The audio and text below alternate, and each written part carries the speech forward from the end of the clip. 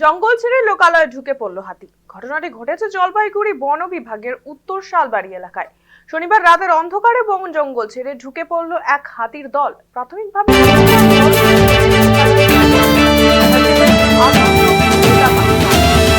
কড়া নজরদারি রয়েছে।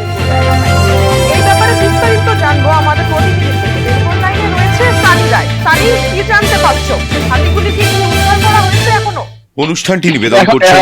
তোমাকে জানাবো যে ডুয়ার্সের জঙ্গল থেকে লোকালয়ে হাতি বেরিয়ে আসা এখন নিত্যদিনের ঘটনা হয়ে দাঁড়িয়েছে। কিন্তু যেটা আমরা বরাবর লক্ষ্য করতে পারি যে রাতের অন্ধকারেই মূলত হাতির দল লোকালয়ে বেরিয়ে আসে এবং বিভিন্নভাবে তাণ্ডব চালায়। শুধুমাত্র কৃষি জমি নয়, পাশাপাশি বাড়িতে মজুদ রাখা খাবার থেকে শুরু করে ঘর বাড়ির সমস্ত কিছু কিন্তু তছনছ করে দেওয়ার ঘটনা। শুধু এখানেই শেষ নয়, পাশাপাশি একেবারে প্রাণহানির মতো ঘটনা কিন্তু ঘটে গিয়েছে এই ডুয়ার্সের বিভিন্ন বন জঙ্গল লাগোয়া এলাকাগুলি থেকে।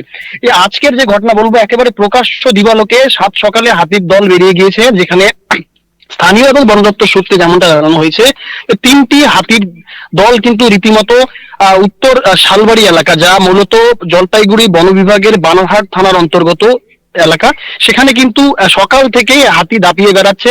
এখনো পর্যন্ত যা আমাদের কাছে খবর রয়েছে, যেমনটা জানা যাচ্ছে, বন দপ্তরের তৎপরতায় অর্থাৎ নাথুয়া রেঞ্জ এবং যে রেঞ্জ রয়েছে, সেই দুই রেঞ্জের তৎপরতায় কিন্তু এখনো পর্যন্ত একটি হাতিকে জঙ্গলে ফেরানো সম্ভব হলেও এখনো পর্যন্ত দুটি হাতি কিন্তু লোকালয়ে দাপিয়ে বেড়াচ্ছে, যা নিয়ে রীতিমতো আতঙ্কের সৃষ্টি হয়েছে। বন দপ্তরের তরফ থেকে কড়া নজরদারি রাখা হয়েছে, পাশাপাশি পুলিশ প্রশাসনেরও তৎপরতা রয়েছে। বিগত কয়েকদিন ধরেই কিন্তু বিভিন্ন এলাকা, নাথুয়া, ডাউকিমারি, বানারহাট সমস্ত এলাকাতে কিন্তু হাতি লোকালয়ে বেরিয়ে আসছে এবং প্রশাসনের তরফ থেকে কড়া নজরদারি চালানো হচ্ছে। পাশাপাশি মাইকিং এর মাধ্যমে কিন্তু প্রচার চালানো হচ্ছে যে বাড়ির বাইরে যাতে না বেরিয়ে যাওয়া আসা হয়। এবং এই গোটা ঘটনা নিয়ে কিন্তু ক্ষোভ বাড়ছে সাধারণ মানুষের মধ্যে। কারণ দিনের বেলাতে বন জঙ্গল পেরিয়ে লোকালয়ে হাতি বেরিয়ে আসাতে কিন্তু বন দপ্তরের ভূমিকা নিয়ে প্রশ্ন তুলছেন পরিবেশ প্রেমী থেকে শুরু করে সাধারণ মানুষ। কারণ দিনের বেলায় প্রত্যেকে কাজে বেরোয়, কৃষিকে এই কৃষি বলয় উত্তরবঙ্গের জলপাইগুড়ি জেলা মূলত কৃষি বলয়, সেখানে কিন্তু কৃষিকাজ এই মুহূর্তে মানুষের একটা, যেমনটা জানা যাচ্ছে যে আলু চাষের প্রতি প্রত্যেকেই কিন্তু আগ্রহী হয়েছে, বিভিন্ন কাজে তারা ব্যস্ত রয়েছেন।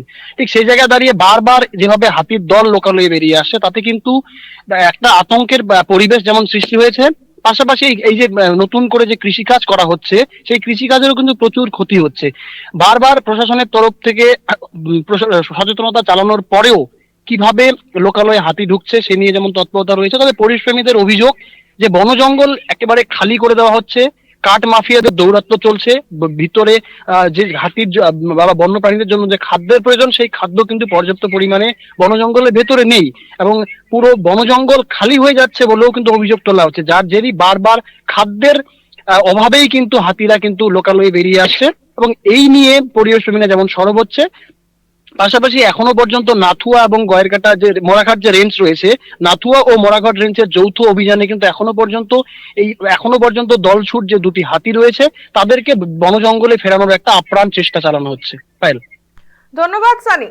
যেমনটা আমাদের প্রতিনিধি আপনাদের জানালেন, সাত সকালবেলা জঙ্গল ছেড়ে লোকালয়ে ঢুকে পড়ে হাতির দল। ঘটনাটি ঘটেছে জলপাইগুড়ি বন বিভাগের উত্তর শালবাড়ি এলাকায়। হতাহতেরও খবর পাওয়া যাচ্ছে।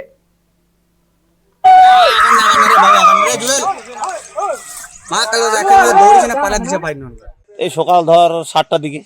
কটা হাতি আছে? 3টা ছিল, একটা চলে এসে 2টা আছে। এটা কোন এলাকায়? এটা উত্তর শালবাড়ি। কোত্থেকে হাতিগুলো আসছে বলে মনে করেন? এখন কোথা থেকে, ফরেস্ট থেকে আসে মনে হয়। এই বারবার লোকালয়ে হাতি চলে আসছে, তাতে কতটা আতঙ্ক?